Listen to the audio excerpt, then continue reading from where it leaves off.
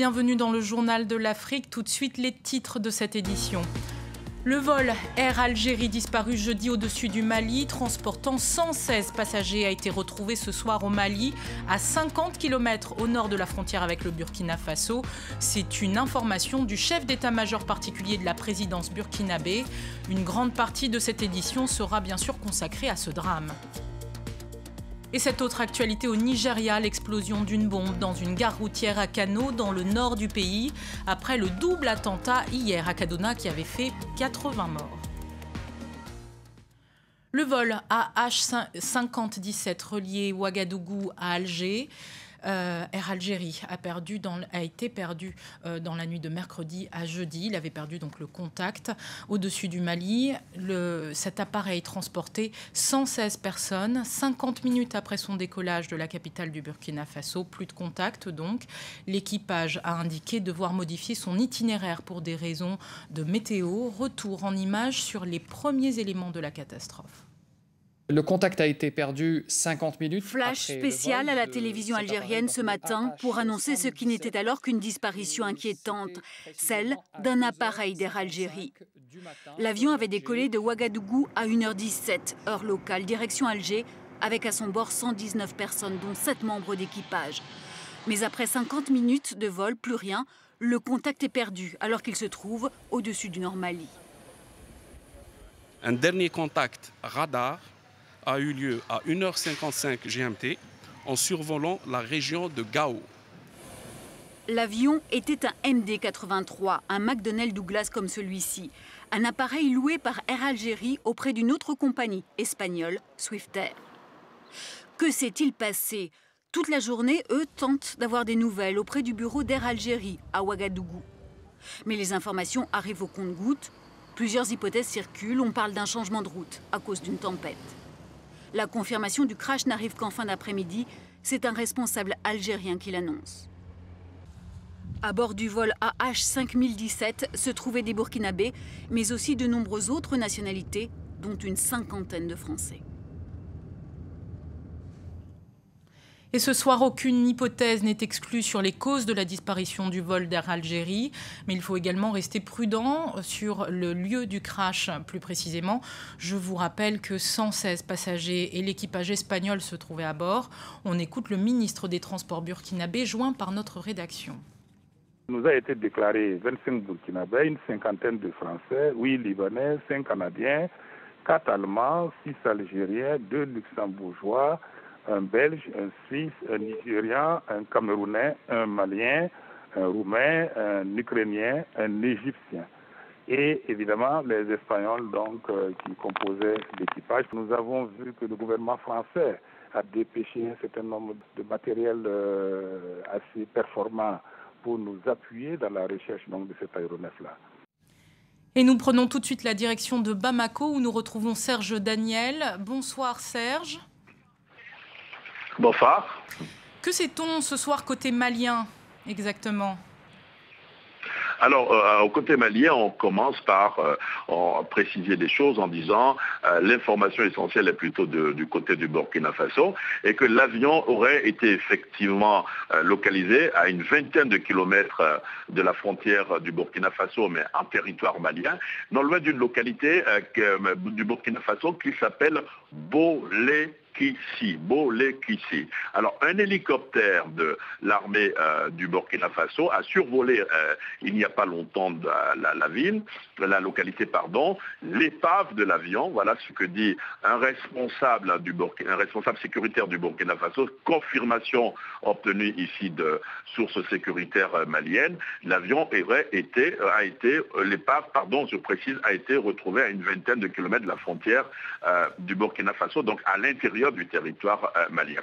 On sait également que l'avion a décollé de Ouagadougou à 1h15 et qu'à 1h38, temps universel, la tour de contrôle de Niamey, c'est-à-dire du Niger, est rentrée en contact avec l'avion et puis quelques minutes après, le pilote a demandé de changer d'itinéraire à cause d'un nuage, à cause d'orage et puis quelques minutes après encore, c'est-à-dire à 1h50, vous l'avez dit 55, on n'a plus eu des nouvelles de cet appareil-là. Alors justement, Serge, on se pose la question, il existe plusieurs hypothèses ce soir, mais on sait que la zone est infestée par les djihadistes. Est-ce que ça pourrait faire partie justement des hypothèses ? Alors effectivement, Tatiana, pour le moment on parle d'hypothèse, mais si effectivement l'avion a craché non loin de la frontière du Burkina Faso, ce serait difficile de parler a priori ce serait difficile de parler de pistes djihadistes, puisque là nous sommes en dessous de la ville de Gao et non au nord de la ville de Gao. Mais il faut encore une fois attendre que les enquêtes aboutissent. Les Burkinabés, les autorités du Burkina Faso, d'après nos informations, vont encore envoyer une équipe, vont dépêcher une équipe sur le terrain cette nuit. Les Français de l'opération militaire Serval, devenue Barkhane, sont également dans la zone et dans les heures qui suivent, on devrait avoir davantage de précisions sur ce qui s'est passé. Et Serge, cette dernière information qui est arrivée ce soir sur les négociations, les pourparlers qui avaient lieu pour le retour de la paix également au Mali, on sait qu'en Algérie, il y a eu la signature de la fin des hostilités. Est-ce que vous pouvez nous en dire deux mots ?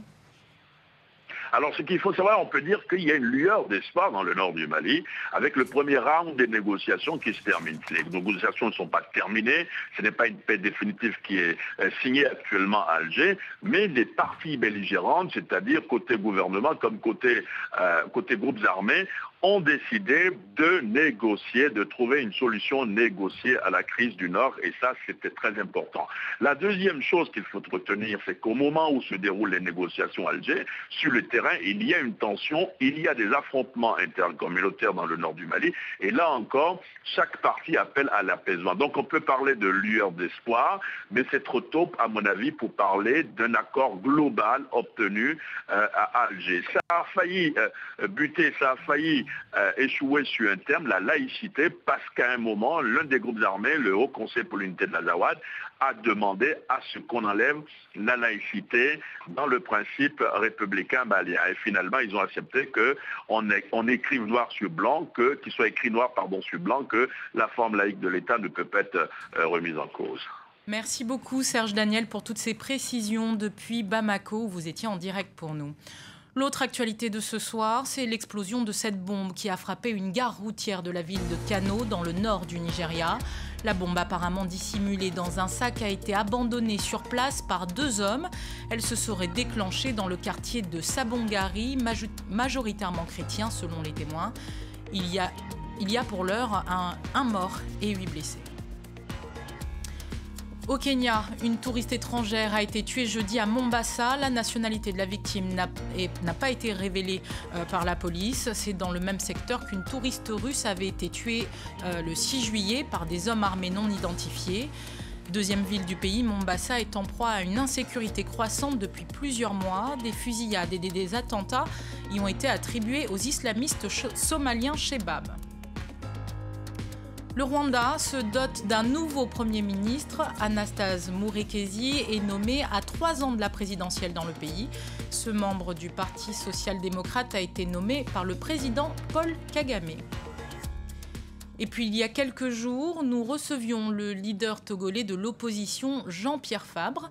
Aujourd'hui, nos journalistes ont rencontré le ministre de l'administration du territoire, Nicolas Germain, et Touré Bangali lui ont demandé si le président Faure Gnassingbé allait se représenter en 2015. Écoutez sa réponse. Nous avons des frères et sœurs de l'opposition dont la seule vertu, c'est d'être des opposants. C'est dans la posture et le positionnement par rapport aux actions qui sont menées par la majorité, avec à sa tête le président de la République.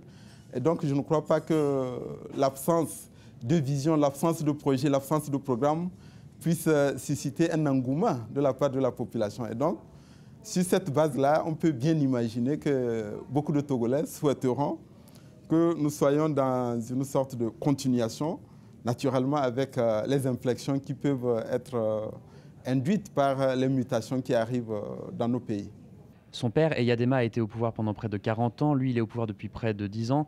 Donc depuis près d'un demi-siècle, la même famille gouverne le Togo. Est-ce que vous ne comprenez pas ceux qui disent « le Togo n'est pas une monarchie, il faut maintenant le changement » ? Dans d'autres pays, comme aux États-Unis, on a connu les Bush et pères Et il est possible que d'un jour ou l'autre, un neveu ou un autre bouche soit candidat. Comme on dirait ici en France, c'est un délit de sale gueule de s'attaquer à quelqu'un parce qu'en raison de sa lignée. Nous devons être comptables et redevables des actes et des actions que nous posons et non pas être jugés par rapport à notre ascendance.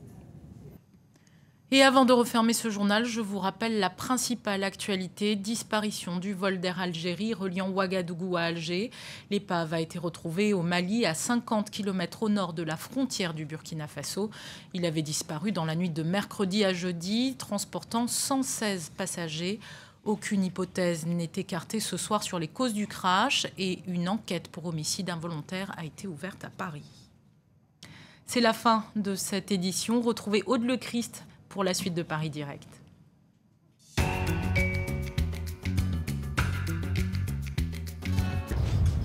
7 jours en France.